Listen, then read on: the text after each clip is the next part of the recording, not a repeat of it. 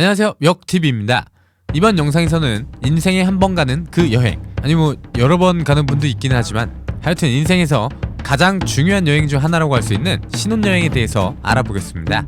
사실 이 신혼여행이라는 문화는 전통적인 한반도의 문화는 아니며 일제강점기를 거치며 서양식 문화가 들어오고 전통적인 혼례가 아닌 서양식 결혼 문화가 일반화되면서 처음에는 가까운 관광지나 온천 등을 가던 것이 일반적이었는데 지금은 사실 결혼을 한다면 당연히 가야 하는 문화로 자리 잡게 되었고 일반 직장에서도 꼭 이에 대해서는 배려를 하는 게 관례가 되었죠.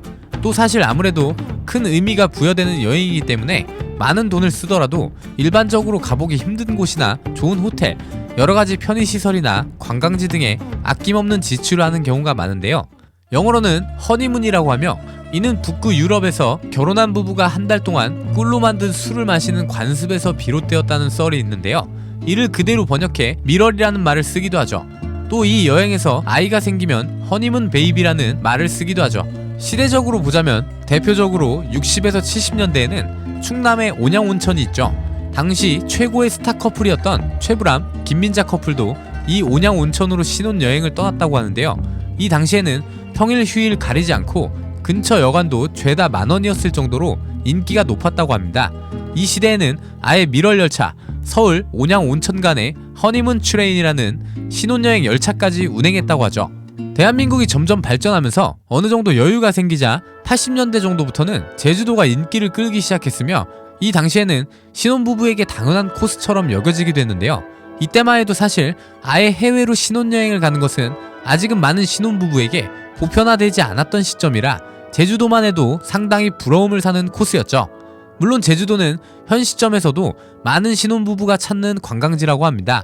시간이나 여유가 녹록치 않은 커플들이나 속도 위반으로 아이가 생겨 먼 곳의 여행이 부담스러운 커플들이 가깝고 여유롭게 다녀올 수 있는 제주도를 선호하는 경향이 있다고 하네요. 제주도는 역사와 전통의 신혼부부들을 위한 여행지라고 할 수 있겠습니다.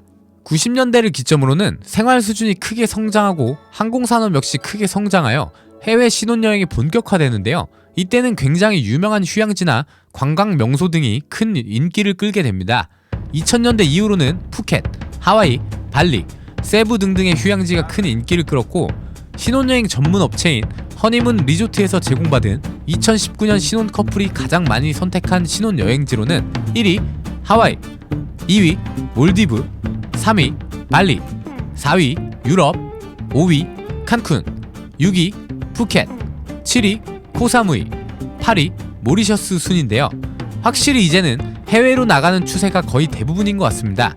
우리는 벤츠 E클래스를 독일보다 더 많이 사는 나라이니 이런 인생의 특별한 행사에 돈을 쓰는 것쯤이야 이해할 수 있는 부분이겠죠.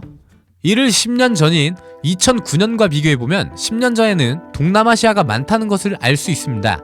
2000년대에는 많은 분들이 동남아시아를 선호했는데 아무래도 적절한 가격과 직항 항공편이 많다는 점, 럭셔리한 풀빌라 등 합리적인 가격에도 많은 이점과 럭셔리한 여행을 할 수 있다는 점이 많은 사랑을 받았었습니다.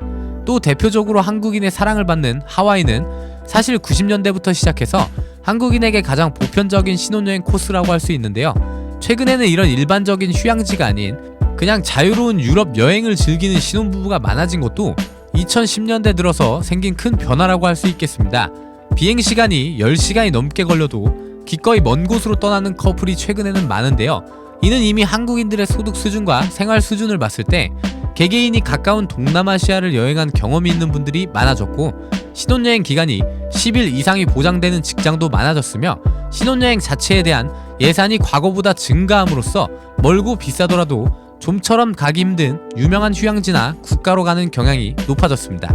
이렇게 중요한 여행인 만큼 미리 준비를 하거나 적절한 여행사를 찾지 못하면 자칫 큰맘 먹고 간 여행에서 감정이 상하거나 깨지는 커플들도 존재한다고 하네요.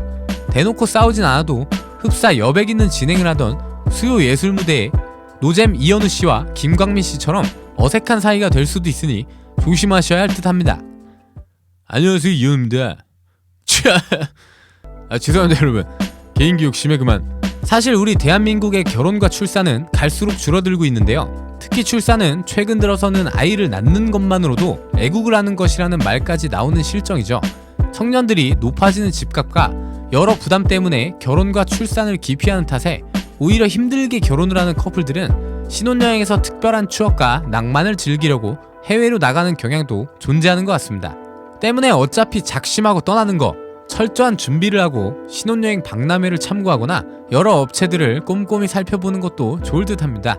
자신이 없으시면 여행사는 패키지뿐 아니라 일정, 리조트, 호텔 등도 설계를 해주시니 이것도 참고하시면 좋을 듯합니다. 오늘은 신혼여행의 유래와 대한민국의 경제 수준과 생활 수준이 높아짐에 따라 시대순으로 변화된 신혼여행지들을 알아보았습니다. 저도 아직 장가를 못 갔습니다만 내년에는 사랑하는 사람과 모히또에서 몰디브 한잔하고 싶네요. 신혼여행이란 단순히 결혼을 했기 때문에 가는 관례적인 여행이 아니라 남녀가 진정으로 결합했음을 축복하는 뜻깊은 행사입니다. 역TV 시청자분들도 아직 반려자를 찾지 못한 분들이 계시다면 2020년 경자년에는 꼭 찾으시길 바라고 많은 대한민국 청년들이 불안과 벽을 넘어 행복한 가정을 이루었으면 좋겠습니다. 감사합니다.